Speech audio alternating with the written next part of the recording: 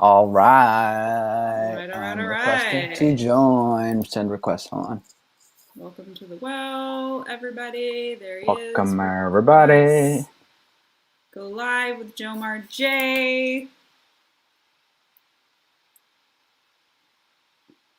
Come on. Boom. Here we go. We're in. We're in. We're rocking and rolling on our Wednesday at 1. Welcome, everybody. Hi, everybody. Welcome to the well. My name is Jomar.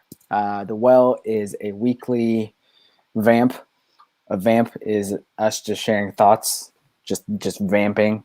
And hopefully the vamps are wisdom bits to help you sustain the journey ahead. My name is Jomar. I am a mental performance and mindset coach.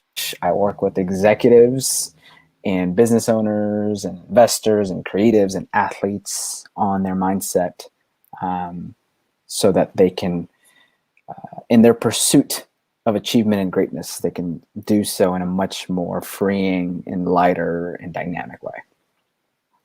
Wow. You sound like a cool person. You have a cool job. Yeah, That it's sounds pretty pretty awesome. epic. It's pretty awesome. That's cool. Hi, guys. What My about you? name's Who are Emily. you? Who am I? I'm Emily. Uh, First and foremost, I'm a mom. Second foremost, that's not a way to say it. I consider myself a transformational leader. I provide transformational leadership through powerful conversations via life guidance and business coaching and consulting. And really just, being a person that on a daily basis honors my values and my virtues, try to live from my essence as much as possible, and thus give permission for other people to do the same. That was a Wow. new one. You sound pretty cool as well. Thanks. We're just two cool people coming to you guys on Wednesdays to bring you the well. All right. And the Today's topic for today, you remember, the long, long game, folks, because it's Yes. a long, long game. So we want to talk about the long, long game. The long game. We've heard of the long game, but today we are talking about the long game. So I'll provide some context since I suggested the topic, and then Okay. you could vamp. Um, Business. The first 2-3 years, most businesses will fail. Entrepreneurs, solopreneurs. Thank That's God just I'm in the year 7. that's that's just the reality of the situation.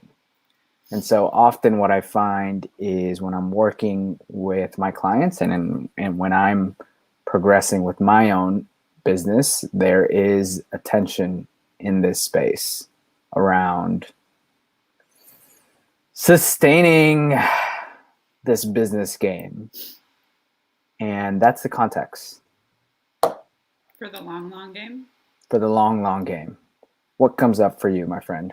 When you suggested this topic, I was a yes right away because I'm usually a yes to anything you ask me to do or say or think of. Or yeah, I'm usually a full This is yes to true. you. So what comes to mind was the first thing that came to mind. I think is extremely powerful is perspective, right? And so having, I think we live in a pretty short-sighted culture. You can order food in a matter of minutes. You can swipe for a date in a matter of minutes. You can watch whatever you want on TV at the click of a button. And I think that we've lost practice in the art of designing our life for the long term.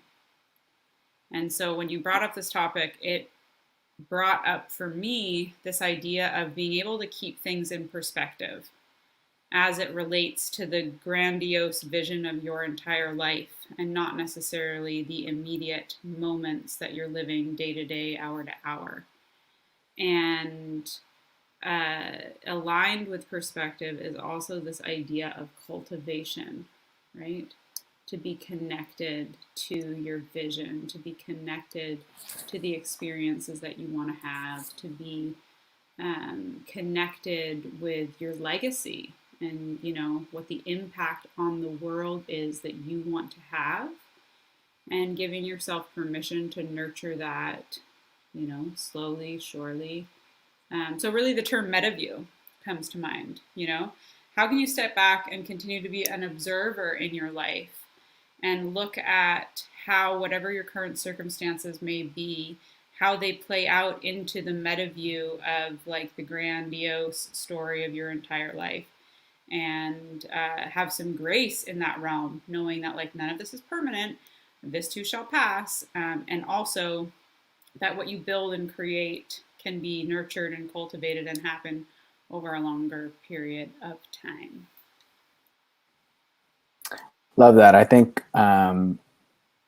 you're right. We do live in this day and age where everything comes to us quick. You know, Prime, or the Amazon Prime, or the microwave generation. And I think the practice is, again, in the context of business building, the practice is being aware that your short-term goals are just that. They're short-term goals. They're meant for you to, you know, experiment and explore with what progress might look for you short-term. But too often we stay in that perspective. We stay in the, what are my profit margins in the next quarter and the quarter after that? And, you know, what was the year-on-year growth? You know, we're measuring our achievement and our progress in this model that's, you know, ultimately based in the short term. Mm-hmm. And I think having the practice of constantly zooming out, anchoring into, as you call it, the grandiose vision, but like the long game is really about having an understanding of what it is you're ultimately up to. You know, what is that vision? And this needs to be really unique to you. It needs to be a mission statement, just like any company, any sort of, you know, if you go back to your high school, they have an alma mater, but like it needs to be this mission statement that continues to evolve, but you can come back to, so that when in the short term things aren't going your way, and they won't, you'll need to pivot. You'll need to, you know, continue to experiment. When in the short term things feel like a slog, anchoring back into that long view, that long game centers you. Kind of, you know, you can come back to like, oh, this is what I'm ultimately playing for.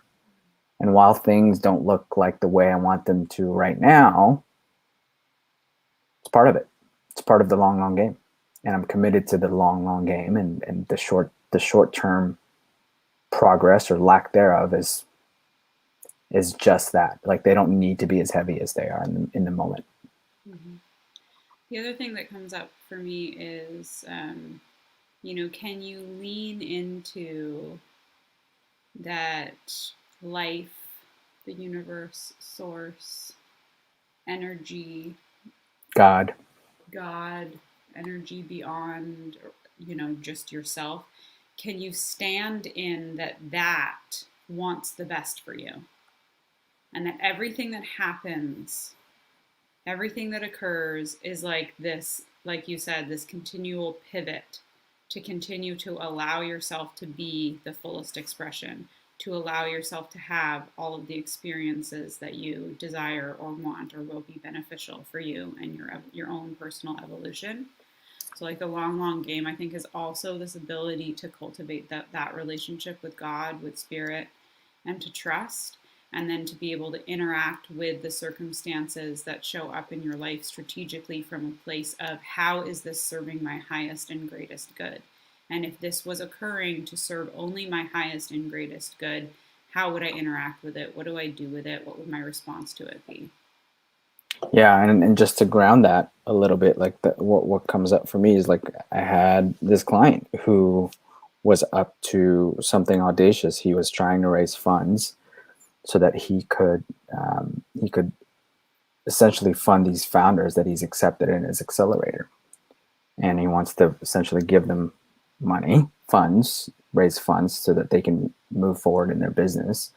And in our first 6 months together, he wasn't experiencing any success. Like no money was coming in, no investors were interested, and he got really stuck, you know. And I felt for him. I know what that's like. I know what that's like when you set out to do something and you're strategizing and you're executing and nothing's playing out. And the insight that he experienced was anchoring back to the long game, which was for him, he is passionate about this ongoing, he's passionate about participating in this ongoing evolution of who gets to sort of be an underdog that creates an ecosystem where businesses can, and startups, a tech ecosystem in which businesses and startups can be created that represents underdogs, you know, underrepresented, underestimated founders in that space. So really connecting with that. I mean, and he has different language for him, right? Like that's I'm communicating it in my own way, but for him, communicating or articulating that language, that long game for him, when he says it out loud, when he comes back to it, when he reads it, there's a resonance in his gut that sits there, and then okay, I can this it loosens up a lot of that friction that lives in the moment because you're so trapped in it's not happening. It loosens that stuff up, and you kind of can relax into okay, if this doesn't work out, like there's other things that we can do here. Mm-hmm. One of your sayings for the year is pause and anchor, and I stole that from you. I adopted that, and that's the same. I think what you're speaking to again from more of a meta level, that ability to have foresight as it relates to your future, and to know that if there might be a bump in the road or a hiccup, can you have the foresight to know how that will perhaps just be something you have to move through, or is there something to stay connected to on the other side of that? Is it serving you in some way? Is it causing you to pivot in some way?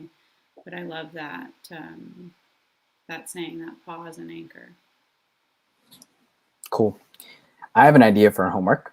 All right, let's hear it. All right. So if you're listening and you're interested in homework, I'm listening and I'm interested in homework. The invitation is ask around. Ask like if you're trying to articulate this sort of long game vision of what it is that you're up to, like talk to people that know you the best and literally spend time asking them like, hey, what do you notice lights me up? Mm-hmm. Like, what do you notice that I just by default get excited about? And what is it about that? Is it like, could you tell me more? Can we do that in real time? Like right now? For each other, yeah. Oh, interesting. Yeah. Wait, okay. Do you want me to do it for you? Sure. And then I like already when you were saying it, like I have some things for you. And we'll just keep it brief. Tell me first. Yeah. Okay, family. Give me 20 seconds. The commitment that you have to your family, the love that you have for your children, the dedication, devotion, and honor that you have for your wife. I know that it is the thing that grounds you, that motivates you, that inspires you, that allows you to show up on the days where maybe you don't feel like showing up. And it's really inspiring. Thank you. I could go on and on with you probably about a lot, but as you were sharing, that came up for me. And then I had the thought, well, let's just do this in real time. I love that. And then so for you, thank you for that. So for you, it's this journey into the nature of your own spirituality and how that grounds into your day-to-day. Like what's expressed out of that, I feel in the past year that I've known you. I mean, I've known you for longer than that, but just your journey in the past year has been that. And there's something really beautiful in there that I think I don't know, I can't wait to see how it's expressed in your work. That's so cool. Thank you for that. Mm-hmm.